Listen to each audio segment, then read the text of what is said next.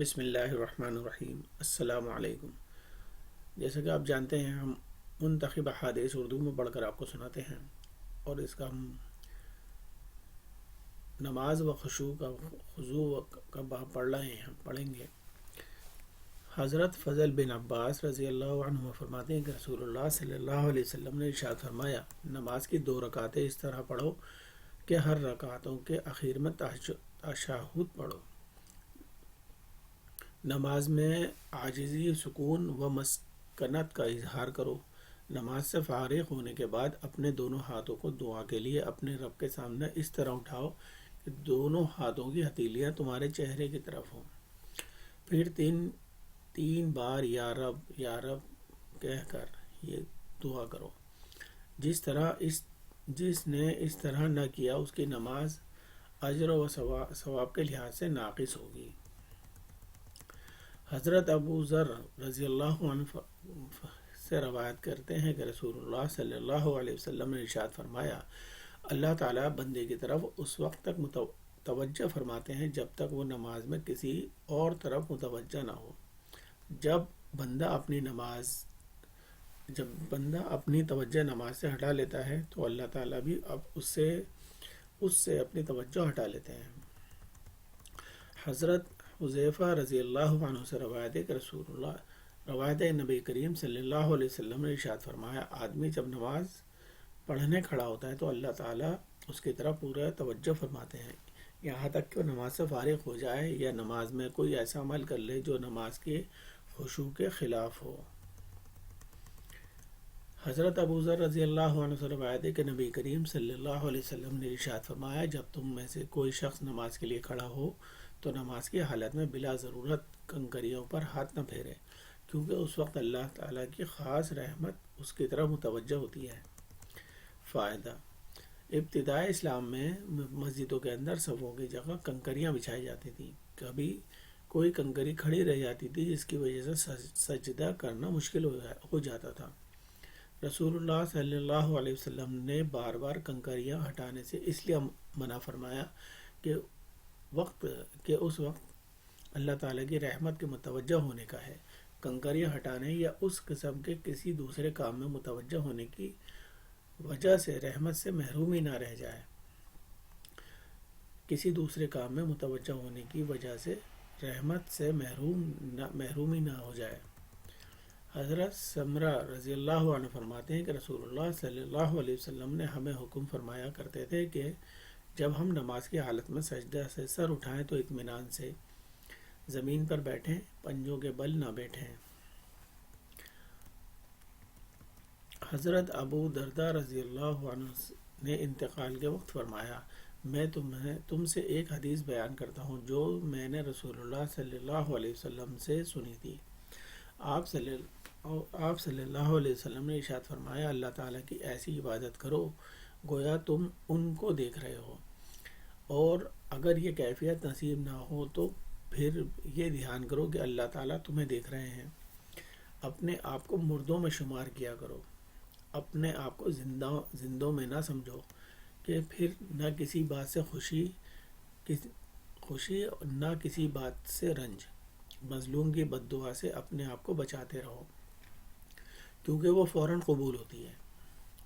مظلوم کی بد دعا سے اپنے آپ کو بچاتے رہو کیونکہ وہ فوراً قبول ہوتی ہے۔ جو تم میں سے عشاء اور فجر کی نماز میں فجر کی جماعت میں شریک ہونے کے لیے زمین پر بھی گھسٹ کر جا سکتا ہو تو اسے گھسٹ کر جماعت میں شریک ہو جانا چاہیے۔ حضرت عبداللہ بن عمر رضی اللہ عنہ سے روایت کرتے ہیں کہ رسول اللہ صلی اللہ علیہ وسلم نے ارشاد فرمایا، اس شخص کی طرح نماز پڑھا کرو جو سب سے رخصت ہونے والا ہو، یعنی جس کو گمان ہو کہ میری زندگی کی آخری نماز ہے، اور اس طرح نماز پڑھو کہ گویا تم اللہ تعالیٰ کو دیکھ رہے ہو۔ اگر یہ حالت پیدا نہ ہو سکے تو کم از کم یہ کیفیت ضرور ہو کہ اللہ تعالیٰ تمہیں دیکھ رہے ہیں۔ حضرت عبداللہ رضی اللہ عنہ فرماتے ہیں کہ ابتداء اسلام میں ہم رسول اللہ صلی اللہ علیہ وسلم کو نماز کی حالت میں سلام کر لیا کرتے تھے، اور آپ صلی اللہ علیہ وسلم ہمیں سلام کا جواب دیا کرتے تھے۔ جب ہم نجاشی کے پاس سے واپس آئے تو ہم نے پہلی عادت کے مطابق آپ صلی اللہ علیہ وسلم کو سلام کیا۔ آپ صلی اللہ علیہ وسلم نے ہمیں جواب نہ دیا۔ ہم نے عرض کیا یا رسول اللہ، ہمیں پہلے ہم آپ کو نماز کی حالت میں سلام کرتے تھے، آپ ہمیں جواب دیتے تھے، لیکن اس مرتبہ آپ صلی اللہ علیہ وسلم نے جواب نہ دیا۔ آپ صلی اللہ علیہ وسلم نے ارشاد فرمایا، نماز میں صرف نماز ہی کی طرف مشغول رہنا چاہیے۔ حضرت عبداللہ رضی اللہ عنہ فرماتے ہیں کہ میں نے رسول اللہ صلی اللہ علیہ وسلم کو نماز پڑھتے ہوئے دیکھا۔ آپ صلی اللہ علیہ وسلم کے سینے مبارک سے رونے کی آواز سانس رکنے کی وجہ سے ایسی مسلسل آ رہی تھی جیسے چکی کی آواز آتی ہو۔ حضرت ابن عباس رضی اللہ عنہما سے روایت ہے کہ نبی کریم صلی اللہ علیہ وسلم نے ارشاد فرمایا، فرض نماز کی مثال ترازو کی سی ہے، جو نماز کو پوری طرح ادا کرتا ہے اسے پورا اجر ملتا ہے۔ سبحان اللہ۔ آپ یہ میرا channel learn with Ammar Khan دیکھ رہے ہیں اور اردو میں سن رہے ہیں۔ میرے چینل کو آپ سبسکرائب بھی کریں، لائک کریں اور شیئر کریں، اور اگر ویڈیو اچھا آپ کو لگتا ہو تو پلیز مہربانی کر کے آپ کمنٹ بھی کیا کریں، تاکہ آپ کو ہمیں لگے کہ آپ یہ سن رہے ہیں اور کیسا سننا چاہتے ہیں وہ بھی ہمیں بتایا کریں۔ تو آگے بڑھتے ہیں۔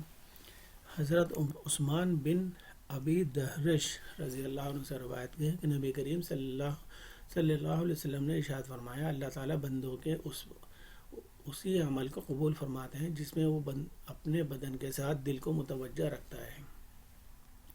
اللہ تعالیٰ بندے کے اسی عمل کو قبول فرماتے ہیں جس میں وہ اپنے بدن کے ساتھ دل کو بھی متوجہ رکھتا ہے۔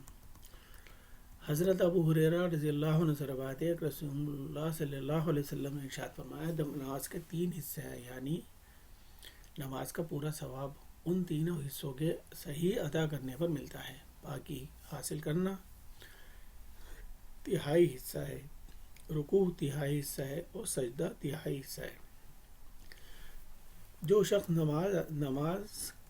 نماز آداب کی رعایت کے ساتھ پڑھتا ہے، نماز آداب کے رعایت کے ساتھ پڑھتا ہے تو اس کی نماز قبول کی جاتی ہے اور اس کے سارے اعمال بھی قبول کیے جاتے ہیں۔ جس کی نماز صحیح نہ پڑھنے کی وجہ سے قبول نہیں ہوتی اور اس کے دوسرے اعمال بھی قبول نہیں ہوتے۔ حضرت ابو ہریرہ رضی اللہ عنہ فرماتے ہیں کہ رسول اللہ صلی اللہ علیہ وسلم نے ہمیں عصر کی نماز پڑھائی۔ اس کے بعد آپ صلی اللہ علیہ وسلم نے ایک صاحب کو نماز پڑھتے ہوئے دیکھا تو انہیں آواز دے کر فرمایا، یا فلاں اللہ تعالیٰ سے ڈرو، نماز کو اچھی طرح سے پڑھو۔ کیا تم یہ سمجھتے ہو کہ تم کو نہیں دیکھتا؟ کیا تم یہ سمجھتے ہو کہ میں تم کو نہیں دیکھتا؟ میں اپنے پیچھے کی چیزوں کو بھی ایسا دیکھتا ہوں جیسا کہ اپنے سامنے کی چیزوں کو دیکھتا ہوں۔ اپنی نمازوں کو اچھی طرح پڑھا کرو، رکوع اور سجدے پورے طور پر ادا کیا کرو۔ فائدہ نبی کریم صلی اللہ علیہ وسلم کا پیچھے کی چیزوں کو بھی دیکھنا آپ صلی اللہ علیہ وسلم کے معجزات میں سے ایک ہے۔ سبحان اللہ۔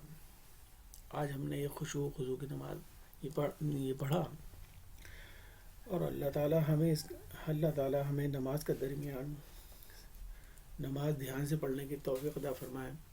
نماز میں خشوع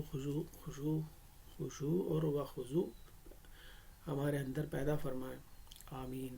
اور وضو بھی اچھی طرح کرنے کی توفیق عطا فرمائے۔ اللہ تعالیٰ ہمارے اگلے پچھلے گناہوں کو معاف فرمائے، آمین ثم آمین۔ اللہ تعالیٰ ہمیں نماز دھیان سے پڑھنے کی توفیق عطا فرمائے، آمین ثم آمین۔ السلام علیکم ورحمۃ اللہ وبرکاتہ۔